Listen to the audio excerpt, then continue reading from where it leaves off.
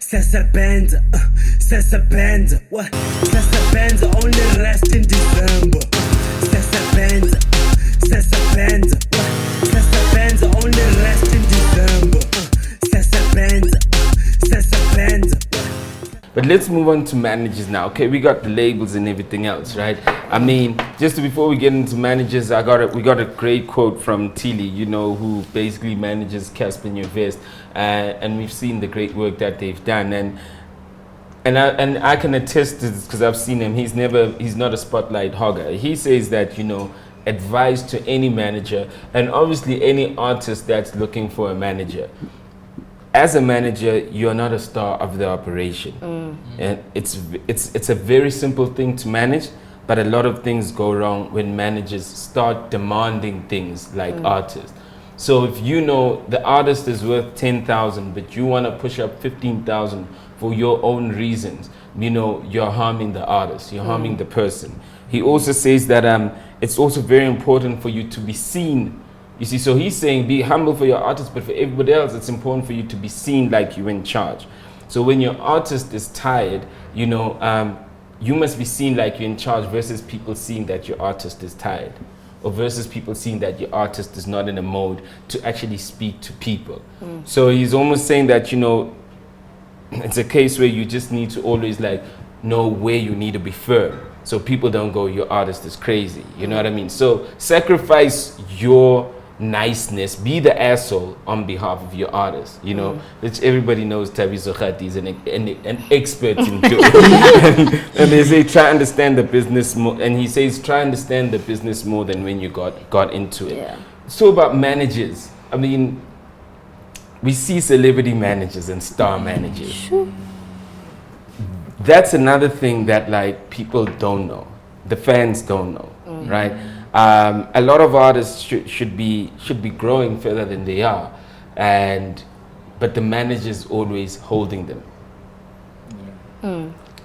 I think, man, Tilly is right. You have to separate yourself from everything you think you are.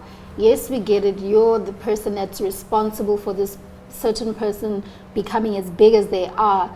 But that just goes to show that your work speaks for you. You don't have to be a superstar about it. You're right about that, because I know we're talking about managers, but I've had bad experiences with PR managers where you're like, fam, I don't want to talk to you. I'm trying to talk to the person behind you. Exactly. And you're being such a bum, so that next time when, you know, you need an interview, you're promoting the album and now the artist is ready for an interview, I'm not interested. I'm not, because I have to speak to you again. And I'm just trying to speak to the artist, you know? So those kind of things can really be avoided if people get out of their heads that, yes, you have access to the biggest artist in the country, but the point is we're interested in the artist and not you. You're the contact point. And then you start losing the desire to work with the artist, like you were saying, because at that point in time when they do pop off, you're just like, but I don't have the patience to interview that person. Maybe they're not really worth my time, because then it's going to be another headache just to even get them into the studio or get them wherever the case may be. So times like that where management kind of takes over the situation, they kind of have to sit back and be like, at the end of the day, I need to maintain good relationships with the public so that I can make sure my artist is always working. Because if the artist is not working, you're also not making money. So what is causing this problem though? Why are managers thinking that they like on the same level as the star or kind of bigger than the star? Like, is it them just being overprotective, or is it just them being like typical gatekeepers, like, okay, no? I think a lot of it is experience. I think a lot of it, you know, this industry is also, as much as they say artists lose themselves in it. I mean, AKA had such a great line. He says, say something about winning so much that he's losing himself, something like that, you know. I heard the line this morning and I thought that line is so potent. Even managers get to a point where they're doing so well that they want to be seen, that they want to, so now even the manager goes through a Caden Abel situation where they literally like going, they always want to put the artist in check also, or they think they're going to lose the artist. So that also comes with not having enough experience. That also comes that you might not even have paperwork. A lot of people that are managers of, you know, stale sonke.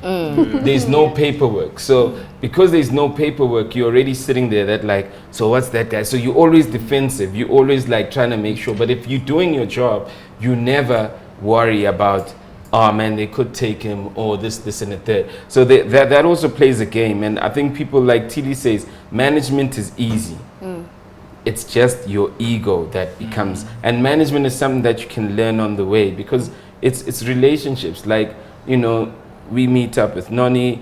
I've known you before music, but like a lot of guys that we meet just within the music, new, old, you know that it's just be yourself. You know, so, and another thing is some managers get their head blown up when the artist grows, and like for managers in his head is like, now they're gonna know. Now he's trying to go, because my artist is doing well, I want to prove that guy who has nothing to do with your art. There's a beef you had 10 years ago. Yeah. The guy who never wanted to walk you into to get you in the club. Now you want to show him. Yeah. And those are other things, and they use kids' careers to do that. You know? I think maybe being objective, is a practice, like you said, emotional intelligence, a practice that people can really think about in terms of removing themselves from the situation. Because I mean, we're all human, but I think Tili saying that you need to learn more about the business. People that are business orientated always know what the bottom line in the bigger picture is. You know, you're able to think forward to say, look, if I'm a jerk to Ms. Cosmo, and you know, if she ever leaves Fab FM and goes to MTV or whatever, I think that's what other, you know, managers need to, or people that deal with artists need to realize. And everybody knows each other in this industry. People always move around in the industry, so just because, you know, you had a tip with Ms. Cosmo, you think it's going to end there, you probably might not get on Metro FM because she probably has a relationship with someone there, or MTV. So you need to be careful of how you're managing your artist and your ego, because even if it's with one person, it always moves around the whole industry, and you need to think about things like that, about how am I affecting the artist in the long run, in the bigger picture.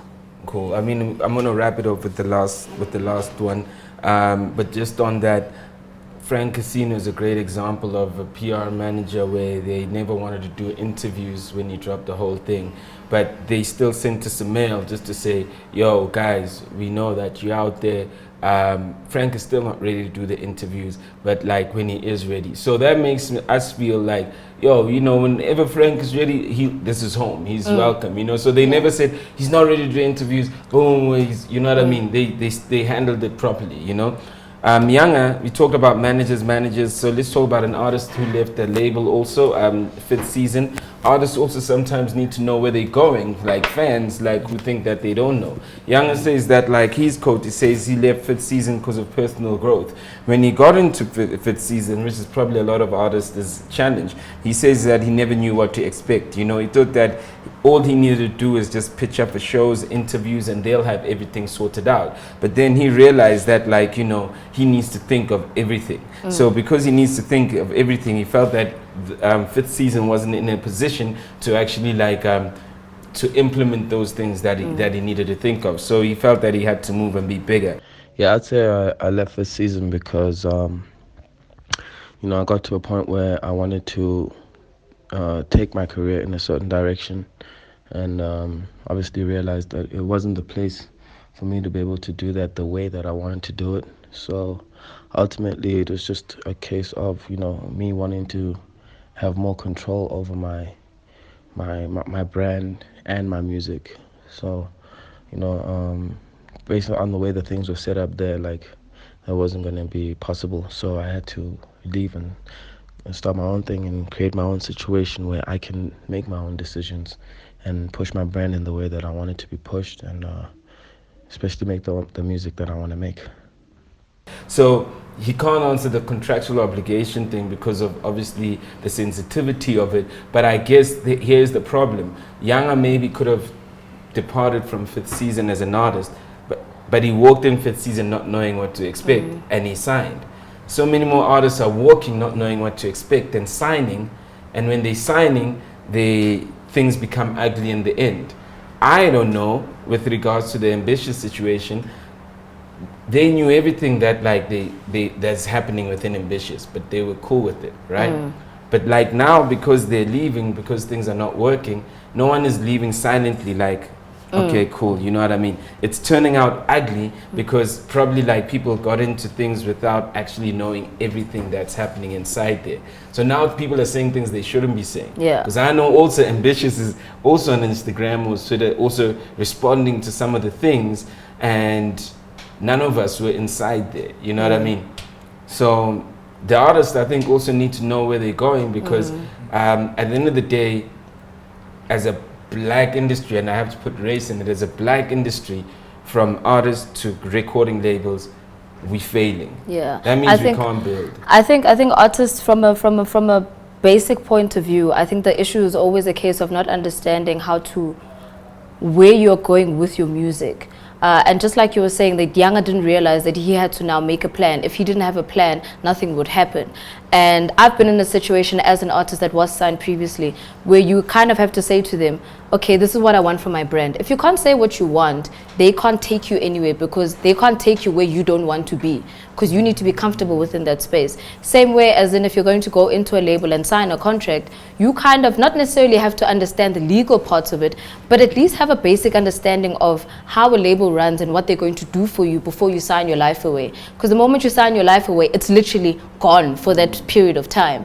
So whether you're asking the right questions from people in the industry, whether you're asking friends, whether you're asking other label owners, whether you're asking other artists, just gather your information before you sign your life away, because it might look rosy from the outside, and them saying, no, we're going to put in money, we're going to make sure we shoot your video, we're going to get you gigs. They can say all of that because they want you as an artist, but you just need to kind of do your research, and your research is accessible anyway. Whether you're speaking to people who haven't made it yet but kind of have an understanding, or whether you're asking established people, or maybe you're just bumping into somebody at a club and you see a DJ, you can ask a question. Little people within the industry have that information. Ask one or two questions just to kind of open your mind a bit before you jump into it. Yeah, I think you're very right. I think Miss Cosmo has a very valid point in that labels will say, we're going to do your music video, we're going to play your song, etc. Those are not dreams, they are true.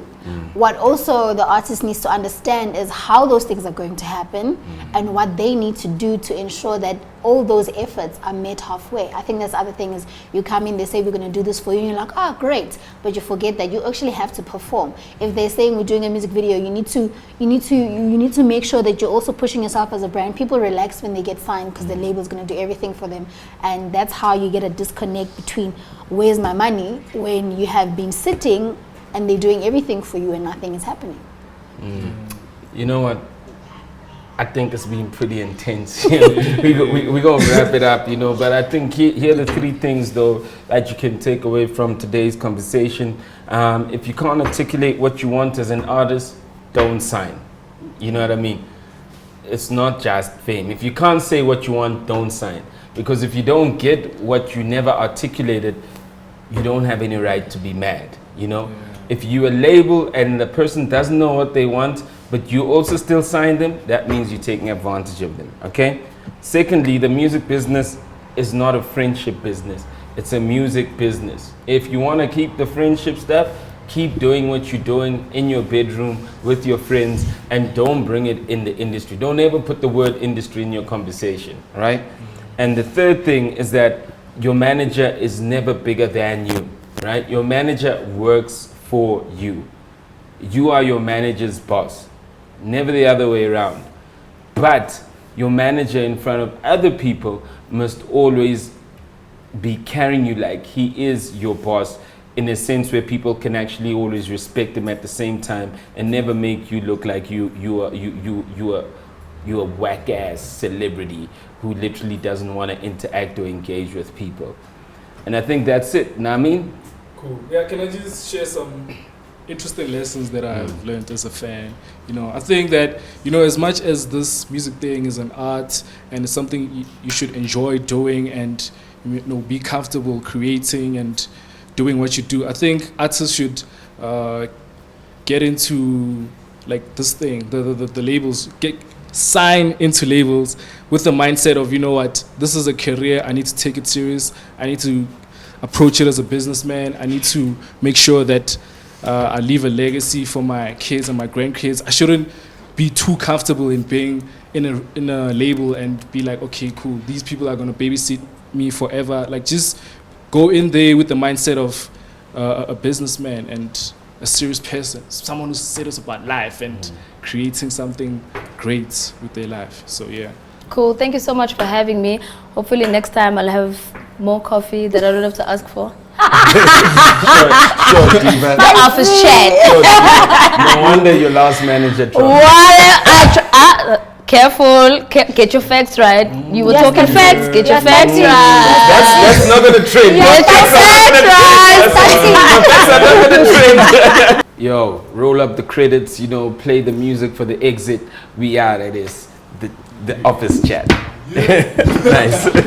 Broadcast live